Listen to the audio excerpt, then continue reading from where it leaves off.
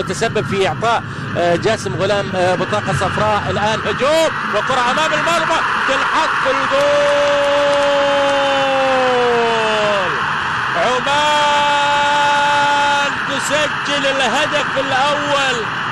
عمان تسجل الهدف الأول. انتظرت من المباراة الأولى ولغاية الآن الدقيقة 24 حسن ربيع يتمكن من الوصول إلى مرمى المنتخب العراقي، وبالتالي يأتي حسن ربيع بعد طول انتظار ينشر الفرح في المدرجات العمانية، وبالتالي عمان أخيرا تسجل الهدف الأول. لاحظ هو الخطأ اللي كان حاصل، الرأسية اللي لعبت بشكل جميل من فوزي بشير. لاحظ فوزي الرأسية تأتي تهيأت والكرة مباشرة من حسن ربيع، وبالتالي حسن ربيع والجو